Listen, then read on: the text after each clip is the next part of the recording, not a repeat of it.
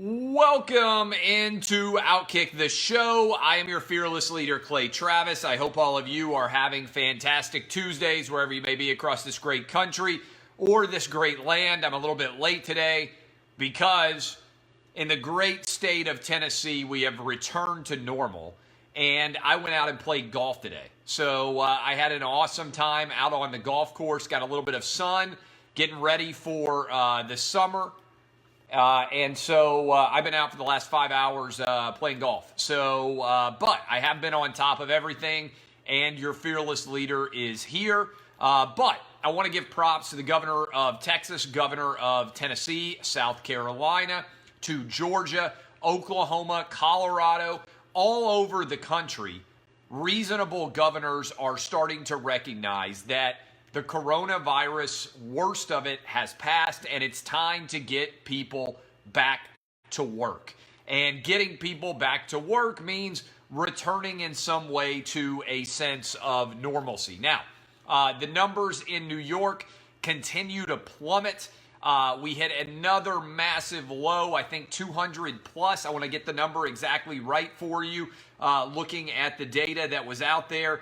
The state of New York has continued to just gotten a lot better. 243 reported deaths in New York this morning.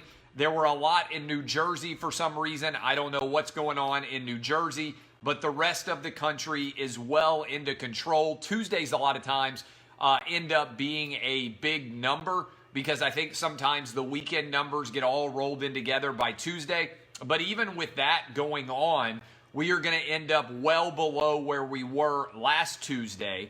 And the overall trend rates in general are moving in a very, very positive direction.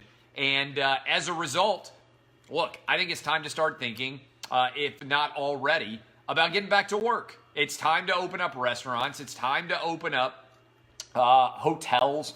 It's time to open up the travel and leisure industry and start letting people who are young and healthy start to circulate in the economy again. It's time. It's past time. And if you want to stay at home, you're welcome to stay at home. Nobody's demanding that you leave. You can never leave your house again, but the data reflects it's time to get back to work. And what's interesting, I just tweeted out a link to an article about Sweden. Sweden never shut down their schools. They never shut down bars and restaurants. They already are working rapidly towards herd immunity in the country. 26% of the country has already been exposed to the coronavirus, and they did a lot better than many other European countries. And I think it's going to be a fascinating study in the years ahead to ask the question, was there any benefit at all to the lockdown? Or was the smarter decision, as you consider potentially the winter, to just roll on and make smart strategic decisions about people who are in positions of danger, needing to quarantine themselves and not needing to shut down the entire country? I think there are going to be a lot of fascinating studies that come out about this and ask, was the conventional wisdom wrong? By sending everybody back into their homes, did we not make things better? Sweden is an interesting test case compared to other European countries. I don't know what the overall outcome about this overall will be, but this is a really fascinating study to compare Sweden to other European countries. Go read the article yourself. It's from the New York Times. And I tweeted it out about the decisions that were made in Sweden. But the overall coronavirus outbreaks continue to decline in Europe, in Italy, in Spain, in England, in France, in Germany. Almost all of them are past the worst of the outbreak, and the same thing is here true as well. So we're past the worst and into the better components of the coronavirus. Hopefully by the end of May, I'm hopeful that this entire thing is going to be behind us, at least for the remainder of the summer. And then the question will become, what is going forward likely to look like when it becomes cold again? What is the appropriate response going to be? That will be a huge debate. Couple of good news stories from the world of sports. USA Today reporting that 100 games are now planned for Major League Baseball in 10 different stadiums. And in particular, I thought what was interesting about this story, and I'm going to read a couple of the details from this USA Today story, which just came out a couple of minutes ago. The story from USA Today, home baseball stadiums, around 100 games, there would be no need to worry about quarantining at all. No fans would be present, at least initially. There would be three division 10-team plan.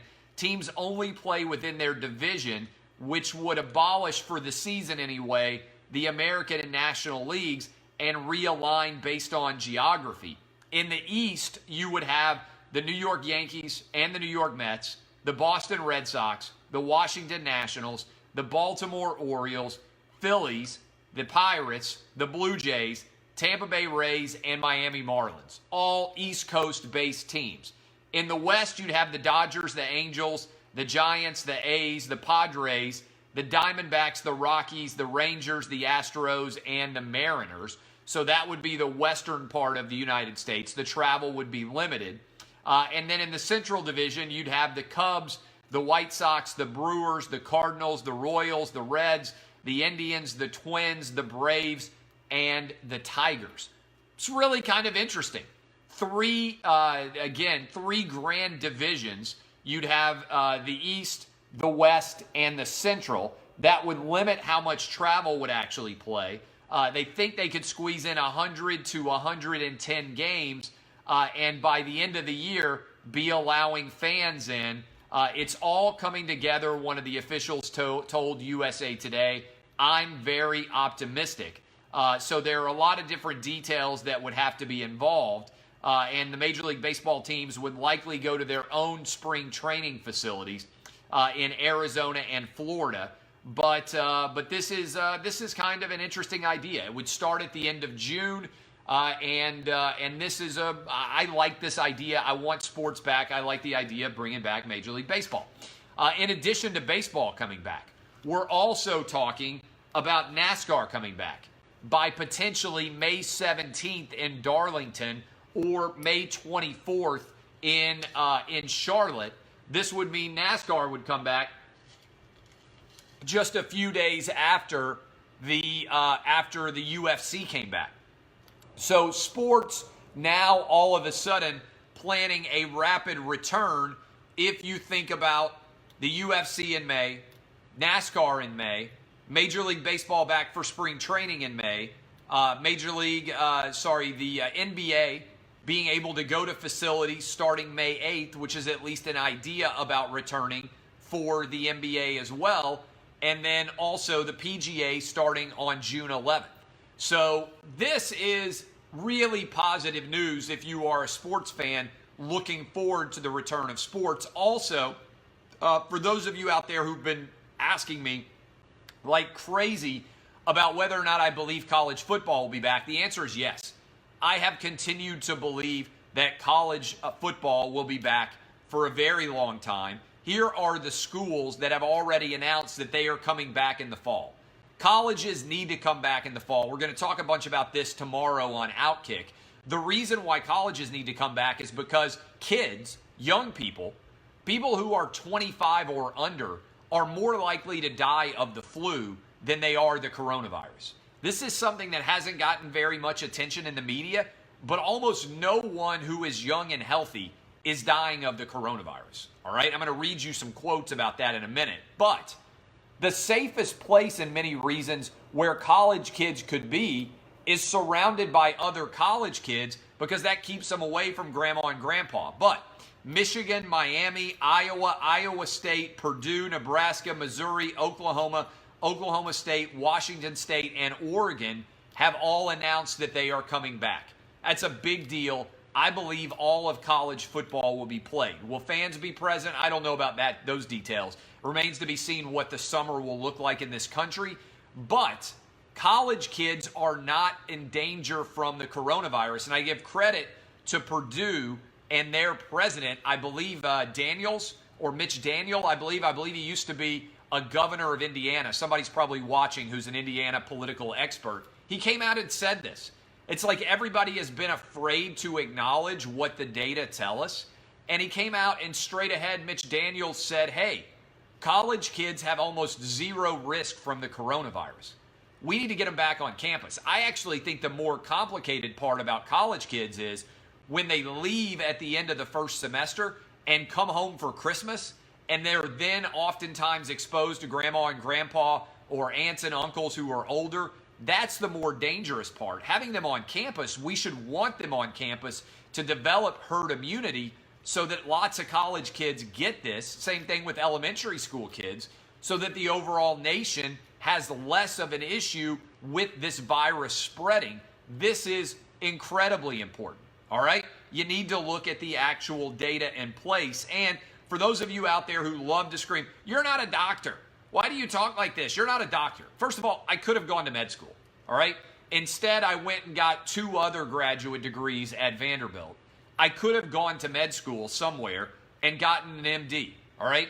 Instead, I decided to go get a law degree, and then I went and got an MFA. So I got 5 years of postgraduate degrees in something other than being a doctor, right? But it's not like it's impossible for me to have gone to med school. I could have been a doctor instead. If you value my opinion, the reason you value my opinion is because you trust my opinion and my ability to analyze data and facts, right? I am objectively, in every statistical measure that we measure for intelligence, in the 99.9 percentile, all right? Every test, GRE, MCAT, LSAT, SAT, whatever you want to measure intelligence by, I've always been in the 99.9 percentile, all right? So I would have done well in med school. I could have been a doctor, whatever you want to call. You know, I would have done well on the MCAT or whatever the heck they call the thing that you have to take to be a doctor. I just preferred law school, all right? So that is not bragging. It's me being humble and just straight up telling you what I did on test scores, all right? But if you want a doctor out there to actually endorse the same thing that I am telling you, here is what the doctor is saying.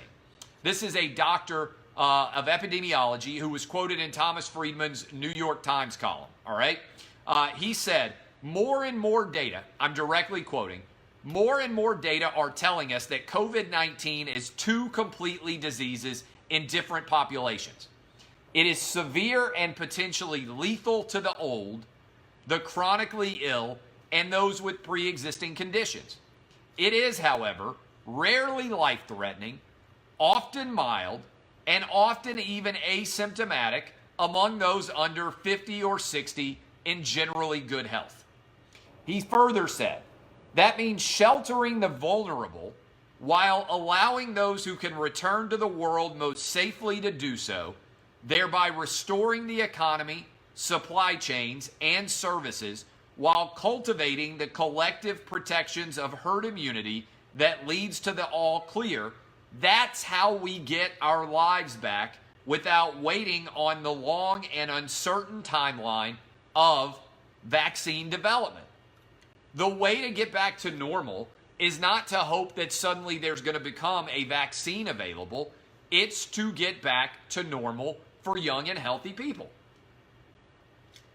And young and healthy people in this country, based on the data, should be volunteering their time and energy and effort to help the older, the elderly, the immune suppressed, people who have true danger from the coronavirus. But the actual numbers in play here tell us that there is no real danger for the young and healthy as a percentage of overall infections. And I tweeted this out earlier, and it got people all riled up because everything that I tweet gets people all riled up. But the data is pretty clear. 10,746 people have died of the coronavirus in New York City, okay? This was at the time that I wrote this article. Do you know how many people of that 10,746 have had 0 pre-existing health conditions? 66. Let me repeat that. 10,746 746 people died in New York City. 66 of them, less than 100, had no pre-existing health conditions.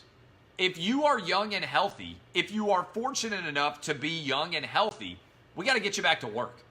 We got to stop this idea that a lot of people believe based on the media coverage that there's some sort of tremendous danger to young and healthy people. It isn't true. Young and healthy people are not in any way impacted by and large by the coronavirus, which is why we need them to be the ones that get sick so they can spread this among everyone else in their young and active community.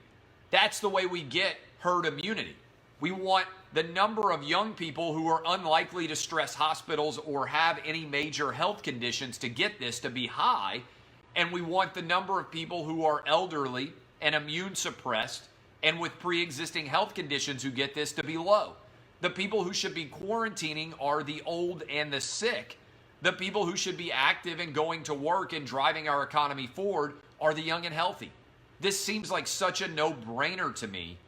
I don't understand why basic facts are not being shared by more members of the media like me. It's crazy to me that this has not actually been shared. Real facts matter. Go read my article at Outkick. You don't have to agree with my opinions, but real facts should matter on this data. 97.5% of people who are dying in Massachusetts have pre-existing health conditions. The average age of death in Massachusetts is 81. 97% of the people in Italy who have died are over the age of 60. Young and healthy people don't have actual danger here. There's a big difference between the way the virus impacts young and healthy people and old and unhealthy people.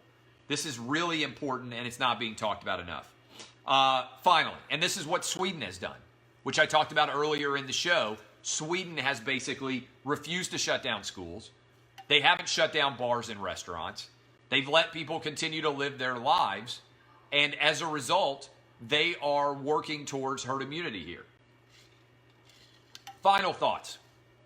Did you guys see that the Pentagon basically said there are UFOs and they dropped it right smack dab in the middle of all the coronavirus craziness? I tweeted out a link. The Pentagon acknowledged that all these naval videos that appear to show UFOs darting left and right all over the place, they said, hey, we have no idea what this is. Now, they didn't necessarily say that aliens are real, but they essentially acknowledged that there are unidentified flying objects, UFOs, and they have no idea what causes them. And this thing just landed, and most people have not noticed it because everybody's so panicked about the coronavirus. But I got to tell y'all, this is crazy. Like, I'm thinking I'm headed down to the beach soon. I'm going to be kicking back, having a beer by July 4th, maybe by Memorial Day, saying, hey, we kicked the coronavirus's ass. I'm glad we got through that. Let's hang out. Let's have a good summer. Let's get ready for the fall. And now maybe the aliens are going to come back and take over as well, making 2020 even crazier than it already has been. Just when you think that the pandemic and the coronavirus has made 2020 the craziest year of all time, maybe the aliens are going to roll back. Maybe the aliens have the cure to the Rona. Can it get any wilder? I don't know. But 2020, crazy, y'all. I appreciate all of you.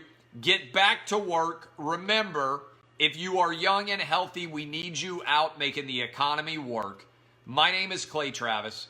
This has been Outkick the Show. I hope all of you have a fantastic Tuesday. We'll be live 6 to 9 a.m. Eastern tomorrow on radio, as we always are. And I hope all of you have been having a fantastic day. And I hope you have a fantastic rest of your day. Get out and go to restaurants. Go support small businesses wherever you live, but especially if you are in Texas, Georgia, Tennessee, South Carolina, Colorado, Nebraska, Oklahoma, all these states that are opening up. DBAP unless you need to SBAP. Kisses, not a great golf score. Hit some decent shots, not a lot of great ones. Love you guys. I'll see you. Hey, what's up? Love you guys on Facebook. Hope you guys are having a good day. Appreciate y'all. See ya.